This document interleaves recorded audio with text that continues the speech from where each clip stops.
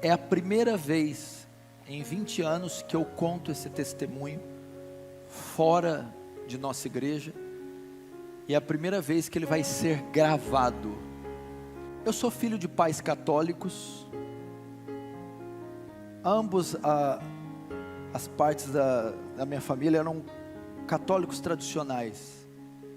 Minha família do lado do meu pai e do lado da minha mãe, sobretudo do meu pai, bem mais fervorosos e bem mais fiéis às doutrinas católicas. Eu perdi o meu pai em 1982, ele trabalhava na Companhia Paulista de Força, não, eu me confundi, ele trabalhava na Sabesp,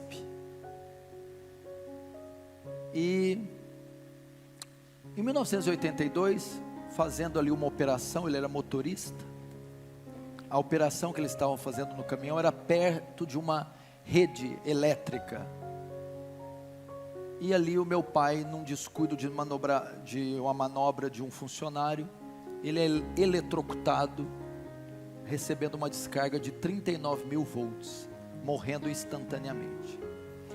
Ele deixa uma viúva com 3 filhos, um de 1 ano, outro de 5, outro de 6. Eu era o de 5. Daí então, de 82 para frente, nós fomos criados sem pais, sobretudo nos princípios católicos, primeira comunhão, crisma, todo aquele negócio. Aos 14 anos de idade, já criado sem pai, um jovem vizinho meu, desde muito pequeno, ele se converte, o Alexandre. Ele se converte na Igreja Presbiteriana do Brasil. E ele começa a me evangelizar, com 14 anos. Então ele me evangeliza e eu lembro, todos os dias quase indo na minha casa com a Bíblia aberta, sobretudo abrindo em João 14, toda riscada, colorida, e dizendo: disse Jesus, eu sou o caminho, a verdade e a vida. Ninguém vai ao Pai senão por mim. Então, caso você não saiba, a primeira igreja que eu frequentei na minha vida foi uma igreja presbiteriana do Brasil, em 1990, 91. Só que ali ainda não se deu a minha conversão. Foi lançada uma semente. Eu tive o primeiro contato com o Evangelho. Já comecei então a entender que o catolicismo romano, ou o romanismo, era um equívoco, a adoração às imagens, a missa, a confissão auricular, toda aquela coisa foi sendo desconstruída no meu coração. E eu comecei a congregar com esses irmãos ali durante 3 anos. Até me lembro do nome do pastor Clemilton. Tinha um filhinho de 5 anos chamado Silas, na época. Uma igreja muito boa. Acontece que com os 16 anos de idade, eu me desvio, eu deixo, e vou fazer como quase qualquer jovem do mundo. Vou conhecer o mundo. E é então que dos 16, 23, começa a minha saga ímpia. Eu começo a me perverter, começo a experimentar os horrores do mundo, primeiro com um cigarro, cerveja, bebidas mais fortes, até que eu começo a usar maconha, e muita maconha. Da maconha eu também conheci a cocaína, droga que era muito apreciada por mim na época, o crack, os ácidos. Eu me tornei um usuário, um drogado, uma pessoa bem desconstruída na sociedade, ao ponto de a minha mãe estar vendo novela na sala e eu no quarto com 3 marginais, com uma montanha de cocaína no quarto, e nós estávamos ali cheirando, enquanto fazíamos os papelotes para depois sair para vender, ao ponto de ir até uma biqueira e pegar uma pedra de crack desse tamanho, colocar na cintura e sair dela até minha casa para fazer as pequenas pedras e vender, e passando por blitz policiais correndo risco de ser preso. Experimentei isso aí, vivi essa vida devassa, dei muito desgosto para minha mãe, conheci todas as baladas, andava com as pessoas mais ricas da cidade. Eu trabalhava como cameraman do time de basquetebol da cidade, que é muito popular, e a elite está envolvida com o basquete. E como eu estava envolvido, eu conhecia as pessoas mais ricas. Eu ia nas casas, nas mansões, churrascos e piscinas e drogas, de segunda a domingo.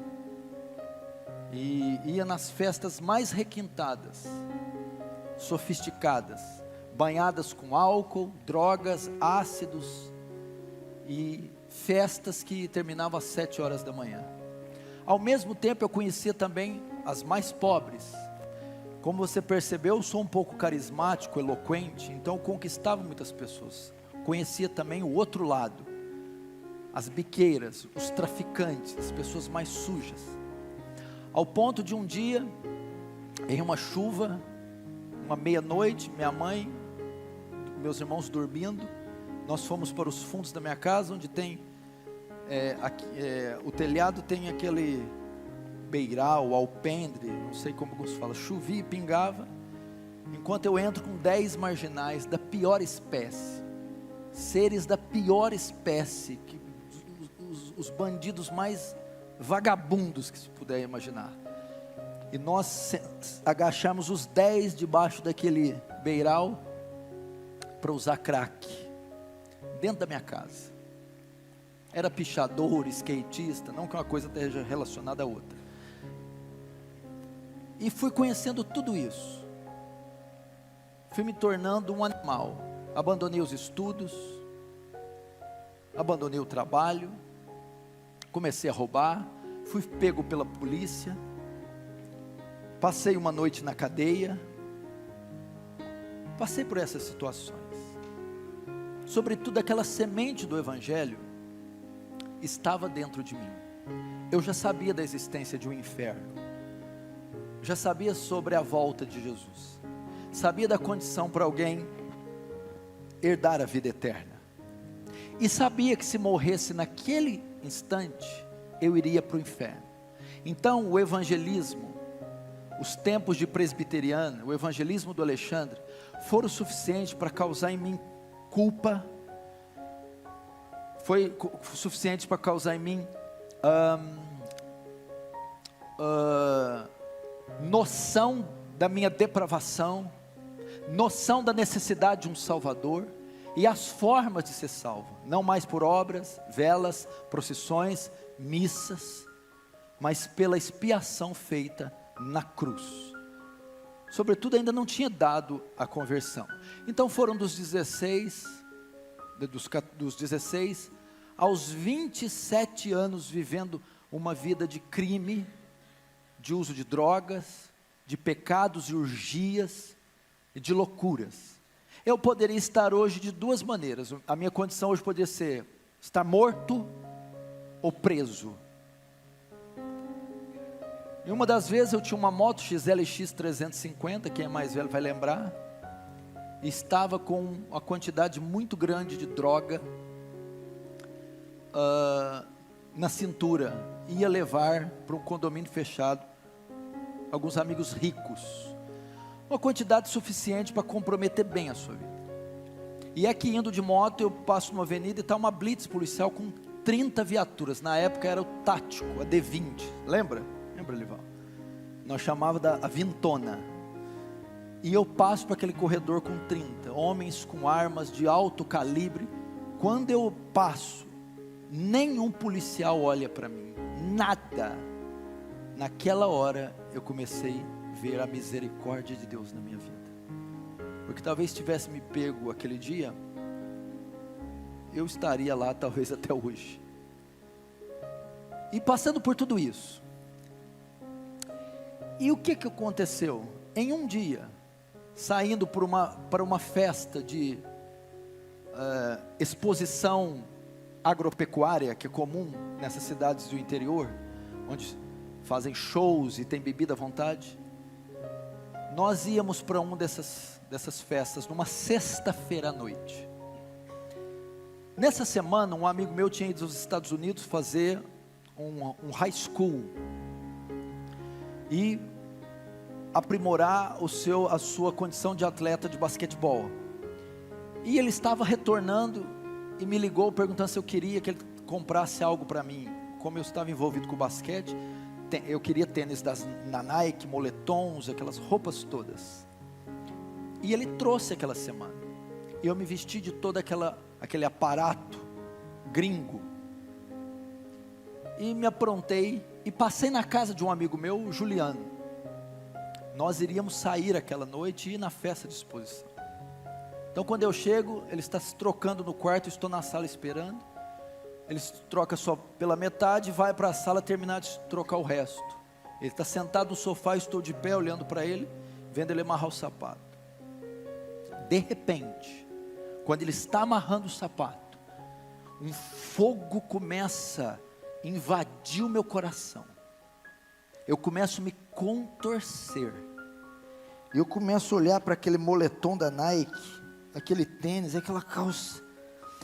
E eu olho para ele: Juliano, o que é isso aqui, cara? Isso aqui é tudo inútil, tudo ilusão.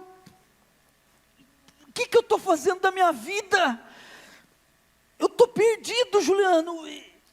Eu vou para o inferno. Eu preciso de Deus. Eu vou voltar a buscar Deus. Ele olhou e ficou tão impactado com o tênis. Se você for, eu vou também. Falou desse jeito.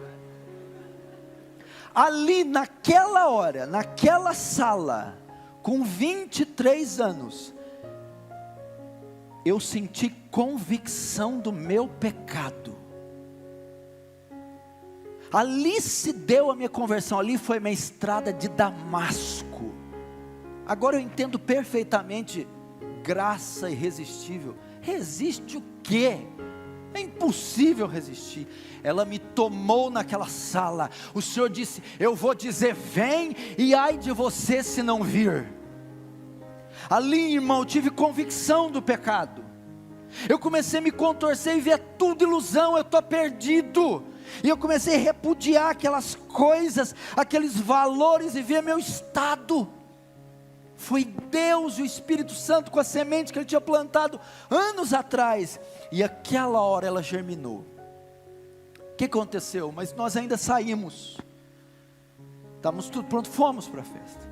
E aquela noite eu me lembro de não ter visto, ouvido nada. Eu fiquei como um zumbi o tempo todo. Voltei. Dormi. Sábado. O que eu fui fazer? O Alexandre. O cara que pregou para mim. Vou atrás dele. Alexandre, o que foi? Tem culto hoje? Eu quero ir no culto. Calma, o que aconteceu? Tem culto hoje, tem igreja, onde eu quero ir, vamos. O azar que não estava na presbiteriana mais.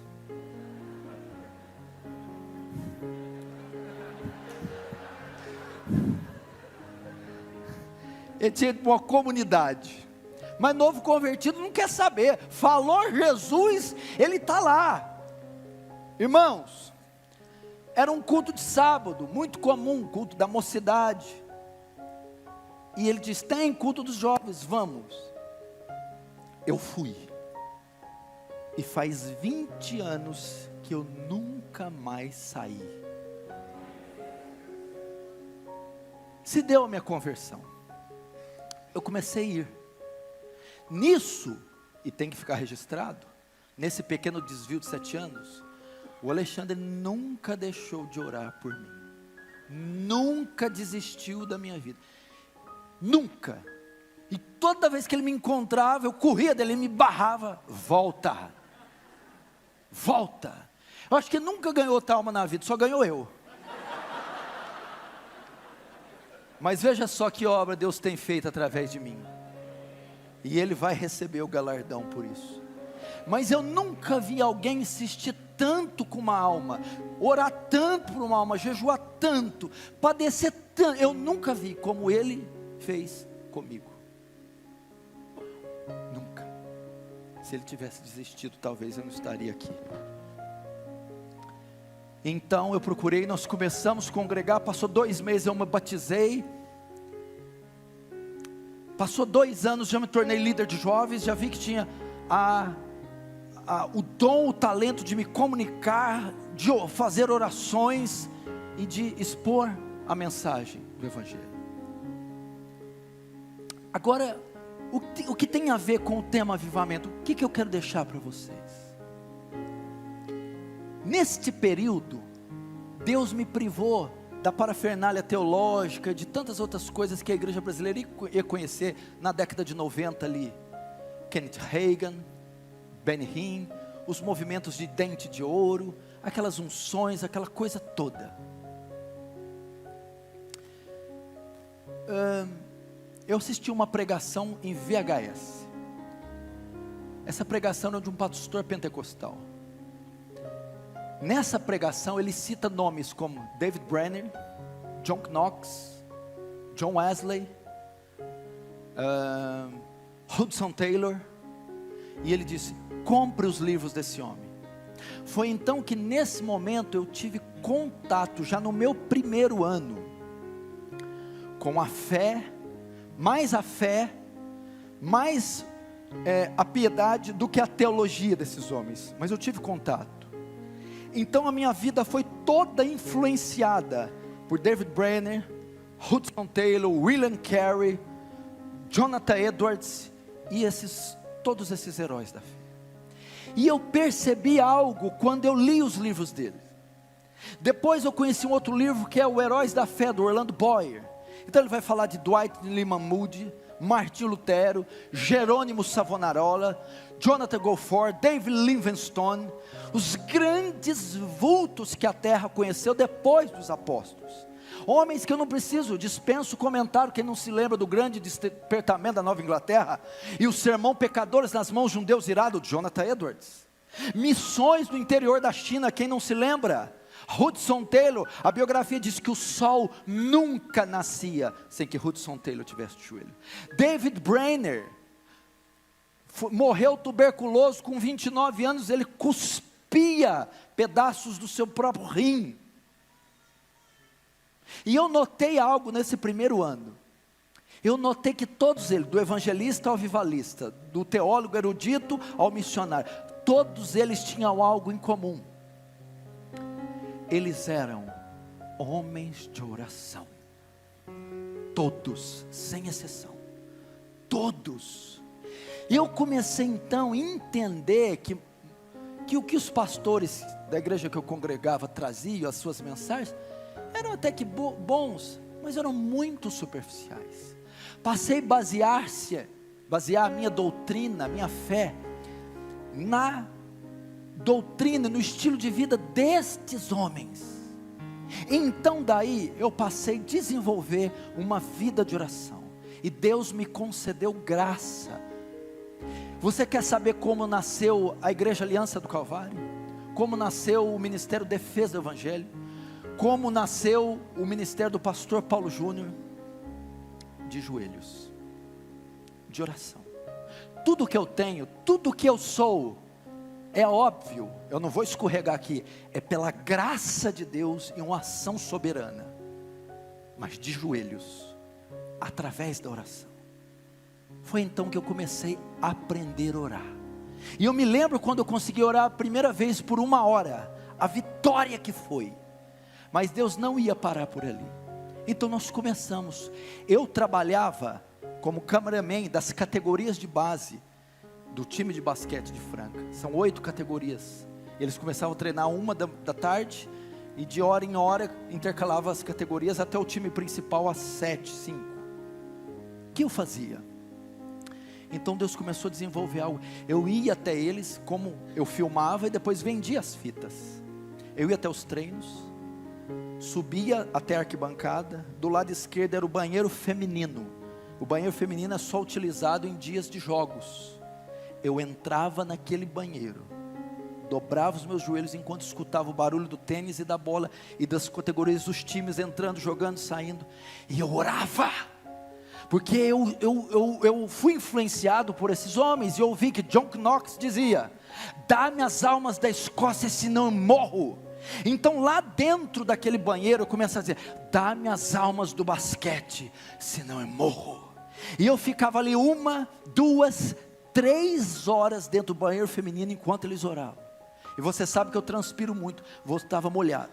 E quando eu saía de lá, o banheiro em cima, descia a arquibancada, a quadra embaixo, eu descia e depois ia pregar para eles. Foi que então começaram a haver conversões no meio do basquete, atletas, pessoas envolvidas. Haviam técnicos, massagistas, haviam preparadores físicos, atletas, e eu comecei a desenvolver o ministério de evangelismo através deles. E foi havendo conversões, e foi acontecendo um movimento, e a igreja, o meu ministério surgiu num pequeno despertamento entre os atletas e os jovens, e foram convertendo os jovens naquela época, e se tornando um grupo que passou a me acompanhar, e tudo em oração, e eu orando ali, e esse grupo nós começamos a fazer vigílias de oração, e nós fazíamos vigílias de sexta-feira para o sábado, do sábado para domingo, da meia-noite às 6 da manhã. Eram 5 jovens que faziam, fruto desse despertamento entre os atletas. Eram 4 mais eu, e nós oramos da sexta para o sábado, do sábado para o domingo, até às 6 da manhã. Fizemos isso durante anos. E hoje, todos que ali estavam, são pastores da Aliança do Calvário. 90% daqueles que estavam comigo, são hoje os pastores que estão comigo. Deus me ensinou a orar. Eu passei então, aprender o poder da oração, ao ponto de, quando eu descia nos treinos e olhava um atleta, e eu dizia: Senhor, é este o próximo que eu vou ganhar. Então eu começava um período profundo de oração, até que ele se convertesse, e eles se convertiam. Deus foi me dá almas, eu fui aprendendo a orar e buscar. Comecei a colocar uma lista de almas, colada no meu armário, com 50, 60, 70 atletas e almas e ímpios, e orava todos os dias, um por um: dá-me estas almas, e o Senhor foi me ensinando. Eu comecei então a passar noites e noites em claro, orando. Aprendi a orar 1 hora, 2 horas, 3 horas, 4 horas, e eu não quero dizer isso para ostentar, eu só quero dizer para algo para você. Deus me concedeu graça já de certas vezes ter orado 8 horas ininterruptas. Por que o Senhor está dizendo isso? Para falar que o Senhor é bom? Não, para falar que Deus é poderoso. Ele me concedeu graça, não foi por mim, mas eu estou dizendo que é possível coisas como essas. Deus faz isso com gente comum como eu e você. E depois eu comecei a dizer: dá-me as almas dessa cidade, senão eu morro. Não importa o que achem de mim. Talvez os teólogos não vão gostar dessa pregação. Aliás, eles não gostam de muita coisa, né? Mas foi exatamente isso que Deus fez. E eu fui vendo os frutos, e um despertamento, e outras almas foram se convertendo, e essa igreja nasceu fruto de um despertamento, e de dias, meses e anos de joelhos, e jejuns, orações, e Deus foi acrescentando,